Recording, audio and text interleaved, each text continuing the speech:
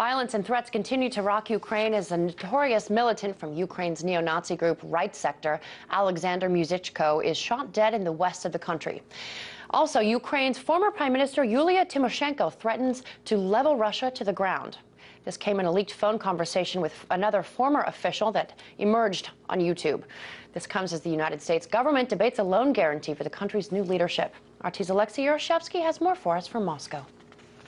The last 24 hours have seen somewhat bizarre and somewhat worrying developments coming from Kiev. First off, a leaked phone conversation between the former Ukrainian Prime Minister Yulia'Tymoshenko, now a presidential hopeful, and one of the politicians from the former ruling Party of Regions, suggested that Yulia'Tymoshenko used some very strong and even extraordinary statements. She said that she would personally take a gun and go kill Russians along with their leader. И я надеюсь, что я включу все свои связи, и я подниму весь мир, как только смогу, для того, чтобы, просто от этой России не осталось даже выжженного поля. Вот мы сегодня говорили, это утром было совещание глав фракций, и потом я с Виктором говорил, Витя говорит, а что теперь делать оставшимся 8 миллионам русских, которые остались на территории Украины? Они же изгои. Их расстреливать из атомного оружия.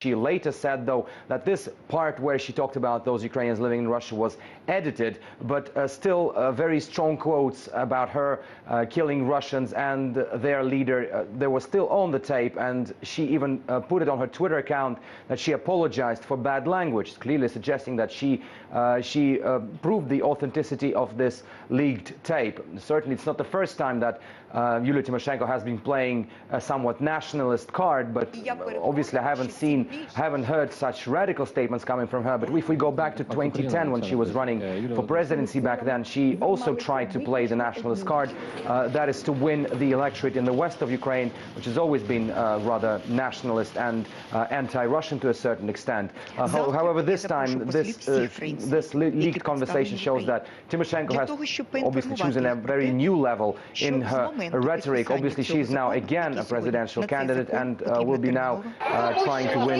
more votes with such words. Some 4 days ago, Tymoshenko returned from Germany, where she was treated with her back pains, and produced some strong statements as well, and some of them, I would say, were quite contradictory. First, she said that Ukraine will fight for returning Crimea, for returning the Crimean land back into its helm until the very last blood of until the very last drop of Ukrainian blood. And then at the same time, basically just a few sentences later, she said that those who are carrying Russian flags in the Crimea are half-drunk thugs, as she described them, which is obviously strange to hear, because I myself returned from Crimea, from Simferopol, a short while ago, and I saw that most of the population there were in fact carrying Russian flags. But definitely the biggest news of the day coming from Ukraine was the assassination of a prominent nationalist activist and leader of one of the factions of the so-called Right Sector in the west of Ukraine, Alexander Musichko. He was better known to the world as Sashko Bely, certainly a very controversial figure.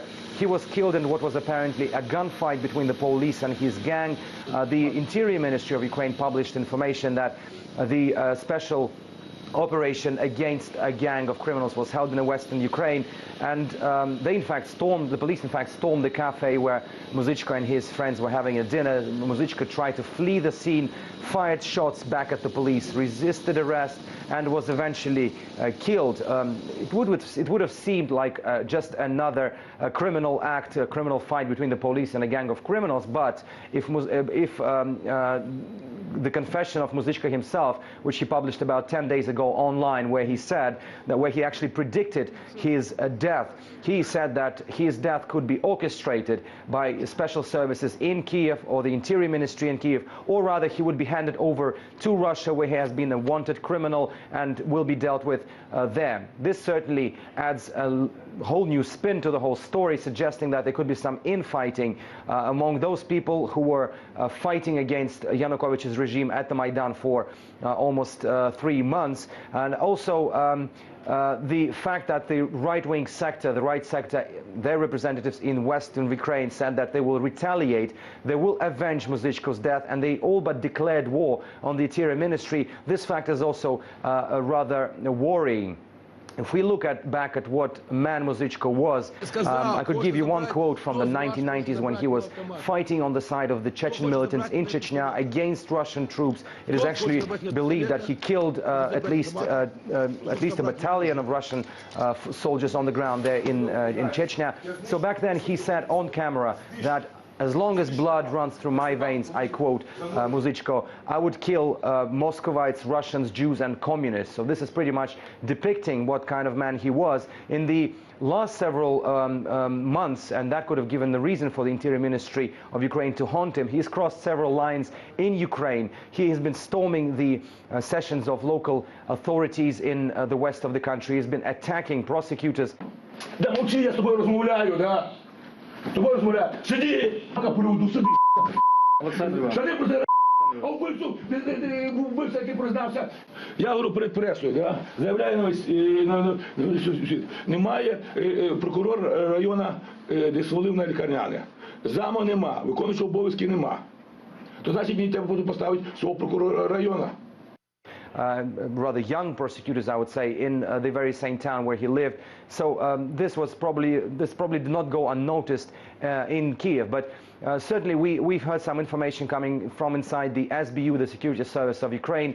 A source, or rather a former employee of the SBU, told the RIA Novosti agency in Russia that it was never about arresting Muzyczko, as it was claimed by the Interior Ministry. The order to the special services coming from the highest echelons of power in Kiev was to execute Muzyczko so that he could be dealt with, so that he could no longer compromise those in power right now. So obviously it's all heating up in Kiev. It may not be an open confrontation. Bullets are not flying in the Ukrainian capital at the moment, but as closer we get to the supposed presidential election, which is still supposedly to be held on the 25th of May, the more heated the atmosphere becomes, and the more things like that we may encounter in the next couple of months.